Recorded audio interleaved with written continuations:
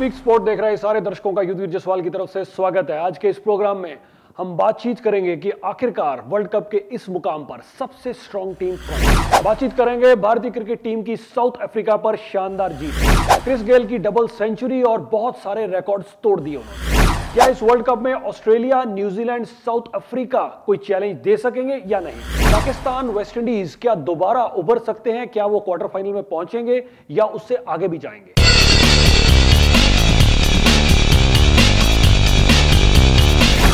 Midweek sport देख रहे सारे दर्शकों का एक बार फिर से हम स्वागत करते हैं। वर्ल्ड कप के इस मुकाम पर अब यह जानना बहुत ज्यादा जरूरी है कि वर्ल्ड कप के दावेदार कौन कौन हैं। जी हां, वर्ल्ड कप शुरू होने से पहले सबने कहा कि ऑस्ट्रेलिया की टीम बहुत ज्यादा स्ट्रांग है। कुछ लोगों ने कहा कि न्यूजीलैंड अपने होम ग्राउंड पर खेल रहा है और उनका हाल ही में प्रदर्शन बड़ा अच्छा रहा है, उनको भी बड़ी स्ट्रांग टीम गिना गया। इसके अलावा अगर मैं तीसरे नंबर पर बातचीत करूं तो बहुत सारे लोगों का नाम इंग्लैंड की तरफ बढ़ रहा था। कुछ लोग कह रहे थे कि शायद इंडिया है या फिर कुछ लोगों का कहना था कि श्रीलंका भी हो सकती है। लेकिन अब आपने बहुत सारे मैचेस देख लिए हैं, तो क्या एनालिसिस आपका सबसे ज्यादा स्ट्रॉन्ग कंटेंडर किसको मानते हैं? हाँ जी सर, तुसी आंदे रहो, नाम दसो और कमेंट दियो जी। मेरा नाम वीर कुलवीर है। हाँ जी कुलवीर साहब प्लीज। मेरी तो एक ही टीम है जी जीतूगी बस। वो केड़ी है जी? ऑस्ट्रेलिया जीतूगी वर्ल्ड कप। ऑस्ट्रेलिया जीतूगी, 10 से सारे गाल हो जाए। ठीक है जी, बहुत शुक्रिया जी, थैंक यू कुलवीर साहब, thank you for your call. देखते हैं साडे अगले कॉलर की कहना चाहते हैं जी। साउथ एशियन पर तुसी आंदे रहो सर। नमस्कार, मनमोहन शर्मा बोल रहे साहब। हाँ जी तुसी आंदे रहो सर। मनमोहन शर्मा बोल रहे हैं जी। ओ मनमोहन शर्मा जी, की हाल है सर? ठीक है जी, ठीक है साहब। चलो जी, जे इंडिया फाइनल से पहुंचूगा तो फाइनल जीत के आऊंगा जी। ठीक है जी, जे इंडिया सेमीफाइनल पहुंचूगा तो 3 टीमां केड़ी है मनमोहन शर्मा जी पिक कर रहे हो तुसी? फिर देखो जी, मेरे तो आना एक वेस्ट इंडीज है, इंडिया तो एक ऑस्ट्रेलिया, न्यूजीलैंड रह जाना। अच्छा, न्यूजीलैंड को नहीं शामिल कर रहे, वेस्ट इंडीज। अच्छा ठीक है, फिर तो तुसी गुरदेव सिंह जी वाली टीमां ला लिया। ठीक है Sharma ji, thank you very much. Final पहुंचूगा तो फाइनल जीत के आऊंगा जी। ਸੈਮੀਫਾਈਨਲ ਦੇ ਵਿੱਚ ਇੰਡੀਆ ਦੇ ਪਹੁੰਚਣ ਦੇ ਚਾਂਸ ਕਾਫੀ ਵੱਧ ਗਏ ਨੇ। ਉਹਦਾ ਰੀਜ਼ਨ ਇਹ ਹੈ ਕਿ ਇੰਡੀਆ ਆਪਣੇ ਪੂਲ ਦੇ ਵਿੱਚ ਹੁਣ ਮੈਨੂੰ ਲੱਗ ਰਿਹਾ ਕਿ ਟੌਪ ਕਰ ਜਾਏਗਾ, ਕਿਉਂਕਿ ਇੰਡੀਆ ਨੇ ਸਾਊਥ ਜਿਹੜੀਆਂ ਦੋ ਮੁਸ਼ਕਿਲ ਟੀਮਾਂ ਸੀਗੀਆਂ, ਪਾਕਿਸਤਾਨ ਵੱਡੀ ਟੀਮ ਹੈਗੀ ਆ ਔਰ ਸਾਊਥ ਅਫਰੀਕਾ, ਦੋਨਾਂ ਨੂੰ ਹਰਾ ਦਿੱਤਾ ਹੈ। तो इंडिया ने ਹੁਣ ਇੱਕ ਹੀ ਵੱਡੀ ਟੀਮ ਨਾਲ ਖੇਲਣਾ ਹੈਗਾ, ਵੈਸਟ ਇੰਡੀਜ਼। ਬਾਕੀ ਤਾਂ ਮੈਚ यूएई, ਠੀਕ ਹੈ, ਹਰ ਮੈਚ ਇੰਪੋਰਟੈਂਟ ਹੈ, ਪਰ यूएई ਵਗੈਰਾ ਦੇ ਨਾਲ ਇੰਨੇ ਇੰਪੋਰਟੈਂਟ ਮੈਚ ਨਹੀਂ ਹੈ। ਸੋ ਜੇ ਇੰਡੀਆ ਆਪਣਾ ਪੂਲ ਟੌਪ ਕਰਦਾ ਹੈ, ਦੂਸਰੇ ਪਾਸੇ ਆਸਟ੍ਰੇਲੀਆ ਔਰ ਨਿਊਜ਼ੀਲੈਂਡ ਦੇ ਨਾਲ ਕੁਆर्टर फाइनल इंडिया ਦਾ नहीं होएगा। सो चांस बढ़ेगा इंडिया का कि श्रीलंका या इंग्लैंड के नाल बंदा नजर आ रहा है, तो थोड़ा सा इजी हो जाएगा क्वार्टर फाइनल। सो मनमोहन शर्मा जी, सेमीफाइनल तक से चांस बनता नजर आ रहा है इंडिया का, बाकी का कुछ पता नहीं होता। कल इंडिया फाइनल जाऊंगा तो फाइनल जीत के आऊंगा। नोट करो खाते बाद। नोट हो गया जी, आज साउथ एशियन पल्स से मनमोहन शर्मा जी नोट हो गया। Thank you. नेक्स्ट कॉल जी, साउथ एशियन पल्स, कौन सा बोल रहे जी? हेलो। हाँ जी हाँ जी हैरी साहब, की हाल है? सत श्री अकाल जी, पहले तो बहुत बहुत बधाइयां तुहाडे happy birthday the. Thank you Harry साहब, थैंक यू वेरी मच। टीमां दा खैर मैं तुहानूं भेज नहीं, वैसे तुसीं जिहड़ी गल कर रहे हो बिल्कुल सही है जी कि इंडिया टॉप करेगी अपने पूल दे विच कोई शक नहीं, पर आपां नूं आयरलैंड नूं लाइटली नहीं लेना चाहिए जी। बहुत सोहना खेड रहा जी, बेस्ट जिवें कहदा मतलब पिक ऑफ द टीम कह सकदे तुसीं, पर मैनूं पता फाइनल तां नहीं पहुंच सकदे, फाइनल 4 तां नहीं जा सकदे हो, पर बेस्ट उन्होंने पाकिस्तान वाला मैच होएगा ना, वो डिसाइड करेगा कितने जाना जी, काफी हद तक। बाकी मेरी यही चाह देख के यही है, Australia, New Zealand, West Indies and India है, साउथ अफ्रीका को नहीं मानता मुकाबले। तुहानूं पता ही चोकर नहीं चोक हो जाते हैं। ਜਿਹੜਾ ਵੀ ਵੱਡਾ मैच ਹੁੰਦਾ जी ਉੱਥੇ ਉਹ ਉਹਨਾਂ ਨੇ खराब होने। ਹੁਣ ਗਾਂ वाला मैच मतलब पाकिस्तान होना, पाकिस्तान का बहुत ज्यादा मतलब खराब हो जाएगी, जिवें कहंदे उन्हां दा चांस। तो जी आयरलैंड पाकिस्तान मैच जो होएगा फिर उत्थे पाकिस्तान का डिसाइड होएगा। बिल्कुल जी बिल्कुल, और मैं समझदा कि जो पाकिस्तान साउथ अफ्रीका का मैच है ना, that looks very important because that is going to decide. Pakistan में दोनों डू और डाई है जी क्योंकि ਜਿਹੜੀ टीम इन्हां चों थल्ले रह गई ना, जिद्दां साउथ अफ्रीका और पाकिस्तान दे विचों ਜਿਹੜੀ टीम थल्ले रह गई, उन्हां दा मुकाबला फिर आस्ट्रेलिया और न्यूजीलैंड नाल होना। दूसरे न्यूजीलैंड नाल ही होएगा जी कि न्यूजीलैंड ने टॉप करने। मैं आख्या कि जिहड़ा सारा बड़ा घाटा पिया, जिहड़ा मैच टाई होया ना आस्ट्रेलिया वास्ते, Bangladesh was easy win for them. वो एक पॉइंट उन्होंने करके न्यूजीलैंड, मेरे हिसाब नाल न्यूजीलैंड टॉप करेगी उस पूल दे विचों। आस्ट्रेलिया दूजे नंबर पे आएगी। आस्ट्रेलिया के चांस बहुत बढ़ जाने जी कि जी सैकंड टीम इधर हो जानी है, वो भी मतलब ठीक रहेगी, ये कोई गल नहीं है इस पूल दे विच। ठीक है हैरी जी, बहुत बहुत शुक्रिया जी। Thank you. मेरा जाती नजरिया ये है कि अभी भी ऑस्ट्रेलिया की जो टीम है वो सबसे ज्यादा स्ट्रांग है। चाहे ऑस्ट्रेलिया की टीम आने वाले टाइम पे कुछ अच्छा प्रदर्शन करे या बुरा प्रदर्शन करे, बट ओवरऑल उनकी जो टीम है वो सबसे ज्यादा स्ट्रांग नजर आ रही है। उनकी जो बैटिंग लाइनअप है, चाहे Aaron Finch, David Warner, top order उनका बहुत ज्यादा स्ट्रांग है। इसके अलावा अगर हम बातचीत करें स्टीफन स्मिथ, वो बड़े अच्छे फॉर्म में लगातार चल रहे हैं। अगर हम उन जेम्स फॉकनर की बातचीत करें, देखिए अभी उनको मौका भी नहीं मिल रहा है। ग्लेन मैक्सवेल जैसे धुरंधर लगातार अच्छा परफॉर्म करते नजर आ रहे हैं। सो ओवरऑल ऑस्ट्रेलिया की टीम, मेरा मानना है कि वो अभी भी बहुत ज्यादा स्ट्रांग है। New Zealand with its ups and downs, it's still a very very strong contender. खासकर जो उनका टॉप ऑर्डर है, Kane Williamson, Taylor, Brendon McCullum, किसी भी बड़े से बड़े अटैक या बड़े से बड़े टारगेट को वो चेज कर सकते हैं। इसके अलावा अगर मैं तीसरी टीम का नाम, अब डेफिनेटली हमें इंडिया का नाम लेना पड़ेगा। India has come up as a very strong contender. इसमें कोई दो राय नहीं है कि ट्राई सीरीज में इंडिया की जो हालत है वो बहुत अच्छी नहीं थी, लेकिन आज अगर हम तीसरी टीम का नाम लें तो इंग्लैंड को इंडिया ने पीछे छोड़ दिया है। साउथ अफ्रीका को जिस तरह से इंडिया ने हराया, साउथ अफ्रीका को भी मैं समझता हूं कि इंडिया ने पीछे छोड़ दिया।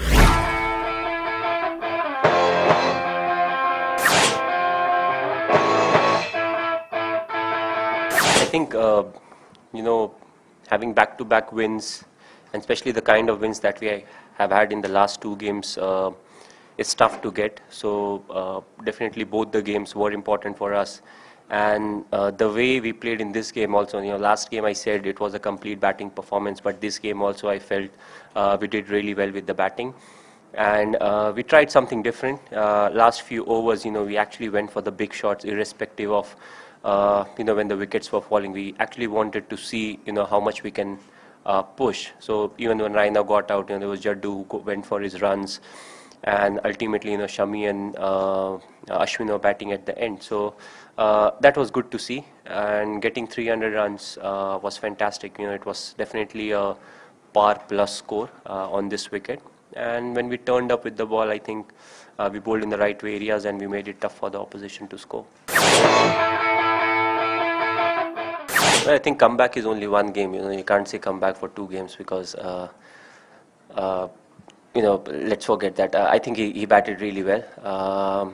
The reason was, if you see, he was putting a lot of effort in the net sessions, and as I said, a lot of times people talk about form, but form is something that nobody sees. It's just a matter of 15-20 minutes, and maybe it was something that he spent in the last game, that 20 minutes of initial batting that really helped him. And today also you can see, he was really batting the way he bats. When it was there to play the big shots, he did play it, and he was also rotating the strike, and he made sure that once he got his 100, he was still there at the crease, so that it was easier for the other batsmen also. So it's important, if you get 100 and if you are able to score 130 or 140 runs, you'll always see the team getting those extra 20 to 25 runs. So it was good on his part, to make sure that he stays till the end, because general tendency at times is, for the openers is to, after the 25th over, they like to play the big shots. They think their job is over, but I think in these conditions, once you are set, you have to make the most of it. It's a difficult one to answer, but I think the bowlers bowl the right length.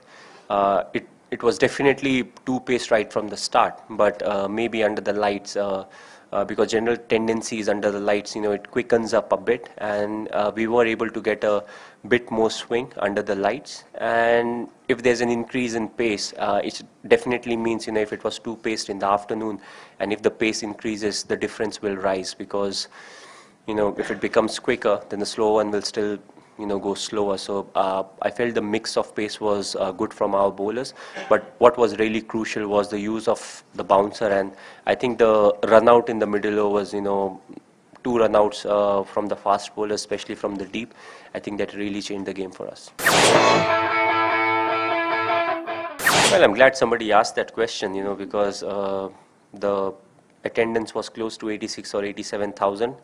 Let's give the benefit of doubt, 20,000 to the South African fans, but to get like over 50,000 people, in Australia, I think it just adds on to, that atmosphere that gets created. It starts from the warm up, and after the national anthem, it just multiplies. So, it's always good to play in front of good support, and the kind of support we are talking about, even when we are playing in India, there are stadiums, some of the stadiums which don't have that kind of a capacity. So even when they are full, they're close to 40,000. So today we are seeing, in Australia, close to more than 50 to 60,000 people supporting us. Definitely we'll need to give a lot of credit to them. So I think it's really heartening to, see, people coming from all over, not only India. A lot of them are from Australia, from England they have come. So overall it feels good to play in front of big. खासकर India की जो अच्छी बात नजर आ रही है कि India की जो बैटिंग लाइनअप है वो काफी ज्यादा फॉर्म में नजर आ रही है। शिखर धवन एक कंसर्न थे, हालांकि पाकिस्तान के मैच में वो रन आउट हुए, लेकिन लग रहा था कि एक बड़ा स्कोर वो उसमें खड़ा कर सकते हैं और अगले ही match none other than South Africa के खिलाफ शिखर धवन ने एक शानदार शतक लगा दिया। सो लग रहा है कि वो दो बड़ी टीमें जो थी उनके खिलाफ शिखर धवन का प्रदर्शन बड़ा अच्छा, बहुत सही टाइम पर उन्होंने वापसी की है। विराट कोहली, जिनसे उम्मीद की जा रही थी कि यस इस इंडियन टीम में उनका बड़ा अहम किरदार होगा, विराट कोहली ने भी शानदार प्रदर्शन किया, शानदार शतक उन्होंने पाकिस्तान के खिलाफ लगाया, फिर साउथ अफ्रीका के खिलाफ भी उनका प्रदर्शन अच्छा रहा। जिनका रहाने से उम्मीद की जा रही थी कि वो दोबारा अच्छी फॉर्म में नजर आएंगे, और जो पारी उन्होंने साउथ अफ्रीका के खिलाफ खेली है बहुत ही अच्छी पारी।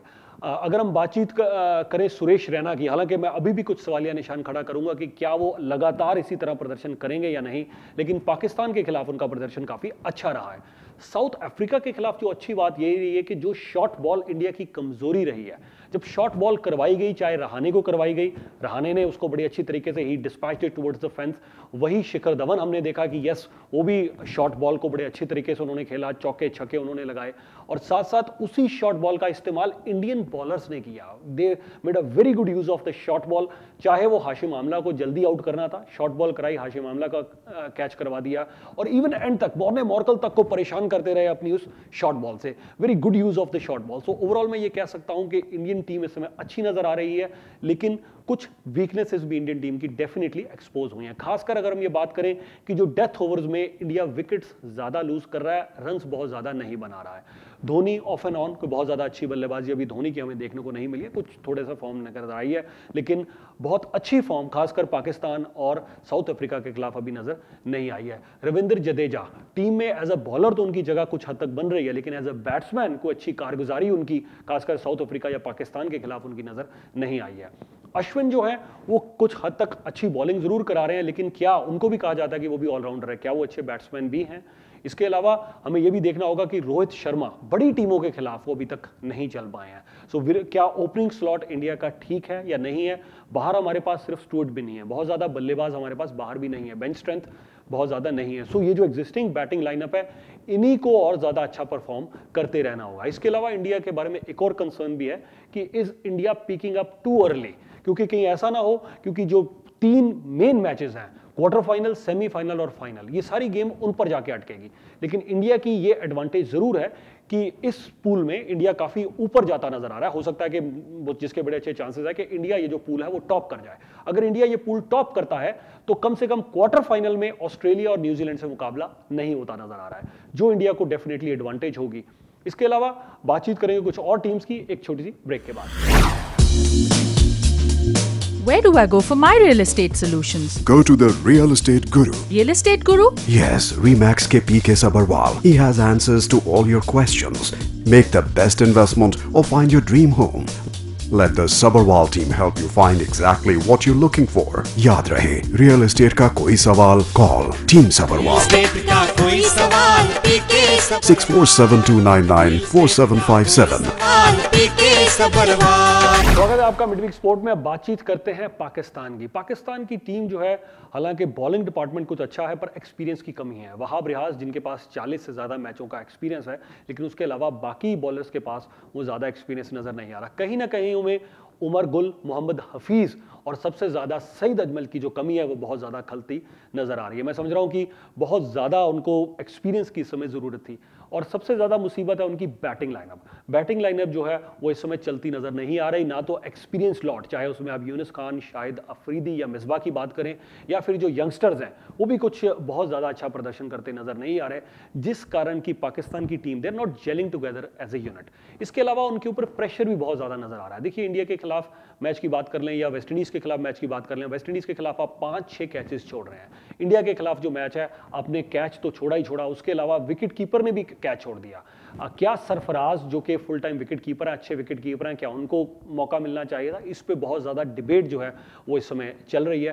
पर ओवरऑल मैं ये समझता हूँ कि वो कॉन्फिडेंस जो है उनका कुछ प्रेशर की वजह से भी खराब हो रहा है। मुझे लग रहा है कि बहुत ज़्यादा उन पे जो प्रेशर है वो डाल दिया जा रहा है। Pakistan is not among the top 3 या टॉप 4 टीम्स नहीं है। अगर आप ओडीआई रैंकिंग की भी बात करें, रिसेंटली उनकी जो टेस्ट में परफॉर्मेंस है वो डेफिनेटली अच्छी रही है। न्यूजीलैंड के साथ जरूर उन्होंने सीरीज ड्रॉ की है, पर उसके अलावा 2-3 सीरीज बड़ी अच्छी जीती हैं। अब ऑस्ट्रेलिया की आप बात करें तो वाइट वॉश ही कर दिया ऑस्ट्रेलिया को। लेकिन वनडे में जो उनकी परफॉर्मेंस है, अगर हम कहें कि जी पाकिस्तान की रैंकिंग 1 है, 2 है, 3 है, या बड़ी अच्छी कारगुजारी रही है उनकी रिसेंट टाइम से, फिर हम उम्मीद बहुत बढ़ा सकते थे। लेकिन अभी उनकी जो परफॉर्मेंस है वनडे में बहुत अच्छी नहीं रही है। हाँ, on their day they can, वो कैपेबिलिटी हमेशा कही जाती है कि yes Pakistan can beat any team, लेकिन पहले जरूरी होगा पाकिस्तान के लिए किसी न किसी तरह क्वार्टर फाइनल में क्वालिफाई करना। खासकर इस पूल में जो अगर हम बातचीत करें, जो अपसेट किया आयरलैंड ने वेस्ट इंडीज को हरा दिया और वेस्ट इंडीज ने पाकिस्तान को हरा दिया। इसके बाद अगर आयरलैंड एक आध अपसेट और कर देता है तो आयरलैंड और वेस्ट इंडीज जो हैं ये दोनों स्ट्रॉन्ग दावेदार बन सकते हैं, और इंडिया और south Africa already strong contenders हैं। सो पाकिस्तान सबसे पहले उनके लिए बड़ा जरूरी है कि क्वार्टर फाइनल में क्वालिफाई करें, और फिर उसके बाद वो प्लान करें कि क्वार्टर फाइनल, सेमीफाइनल या फाइनल जो है वो किस तरह जीतना है।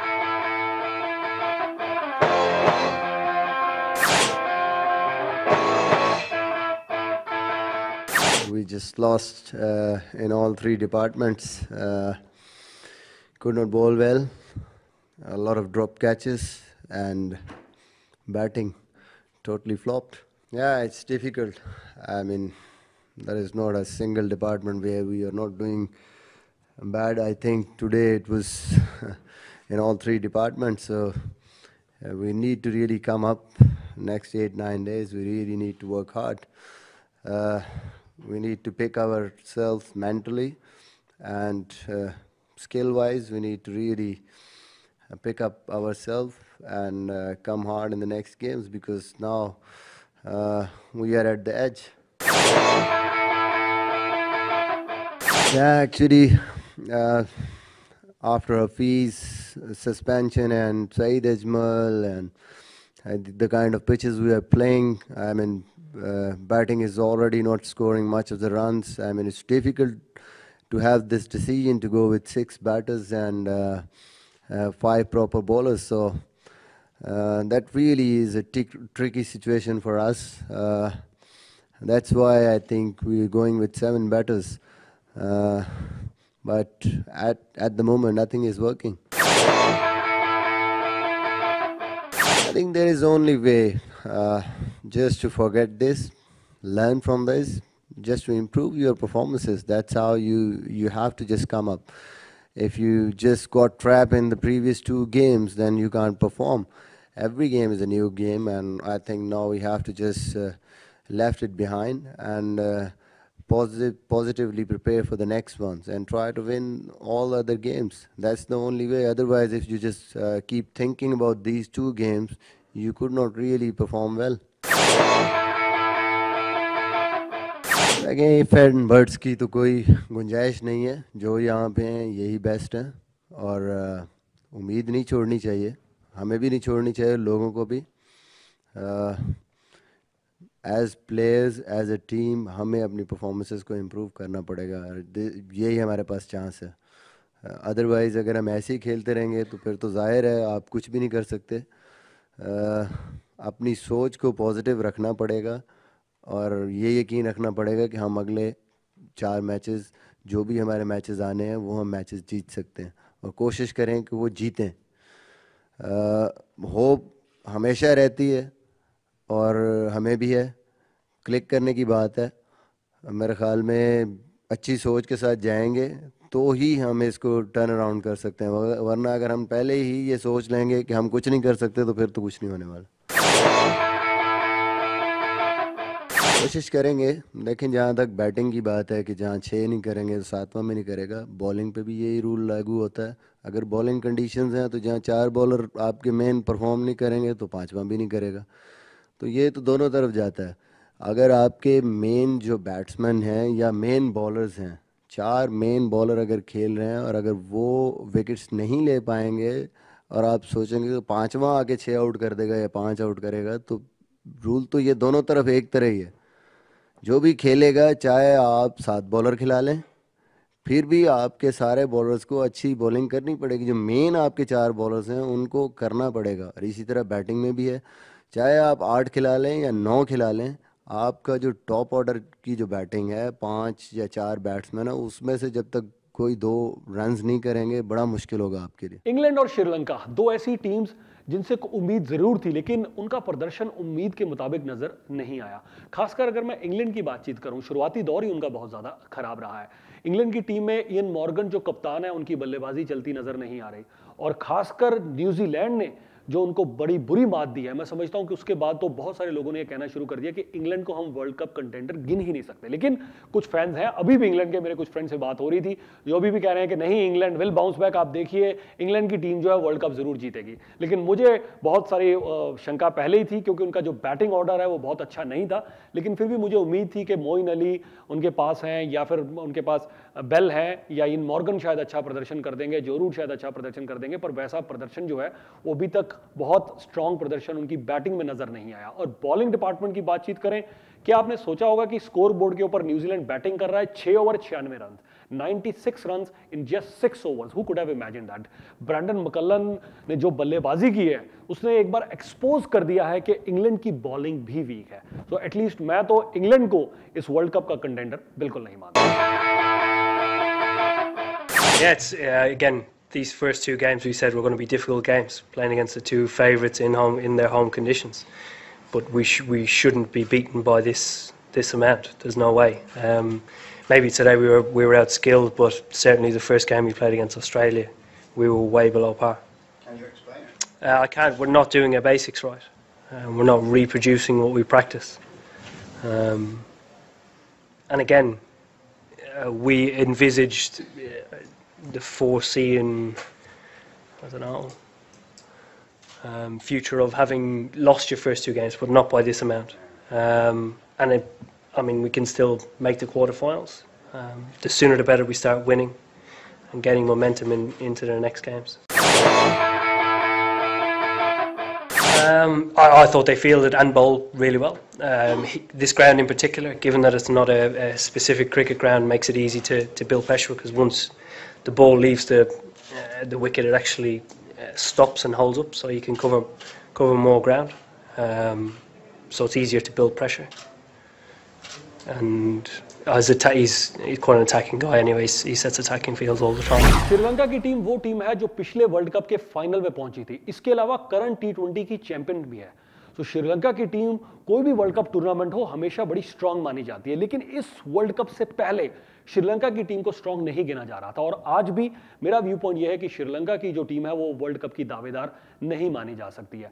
एक्सपीरियंस्ड मिडिल ऑर्डर उनके पास जरूर है, चाहे हम बात करें तिलक रत्ने दिलशान की, महिला जयवर्धने की आप बातचीत कर लें, संगाकारा की बात कर लें, खुद कप्तान एंजेला मैथ्यूज जो है वो बड़े स्ट्रांग ऑलराउंडर है, लेकिन उसके बावजूद मैं समझता हूं कि बैटिंग में वो जोश नजर नहीं आ रहा है। As far as bowling is concerned, लोग कह रहे थे टूर्नामेंट से पहले कि शायद हैरात कुछ कर देंगे, या कुछ लोगों का कहना था जी नहीं जी, लसित मलिंगा आज भी बड़ा अच्छे यॉर्कर्स या डेथ ओवर में अच्छी बॉलिंग करवा सकते हैं, लेकिन अभी तक वो दमखम उनकी बॉलिंग में भी नजर नहीं आया, और फील्डिंग जो है बिलो एवरेज। तो इस हालात में Sri Lanka can certainly be not considered as the contender for this World Cup. कोई भी बड़ा टूर्नामेंट हो, साउथ अफ्रीका की टीम को हमेशा बड़ा स्ट्रांग गिना जाता है। कारण बड़ा साफ है कि उनकी बैटिंग लाइनअप हमेशा बड़ी स्ट्रांग रही है, उनके जो बॉलर्स हैं वो बड़े अच्छे रहे हैं, और खासकर जो साउथ अफ्रीका के बैट्समैन हैं पेस को तो अच्छा खेलते ही हैं, but in recent year spin को भी बहुत अच्छा खेलने लग पड़े हैं। लेकिन एक बार फिर वर्ल्ड कप में जो हमने सूरत हाल देखी है, खासकर इंडिया के खिलाफ जो साउथ अफ्रीका का मैच रहा है, उसने ना सिर्फ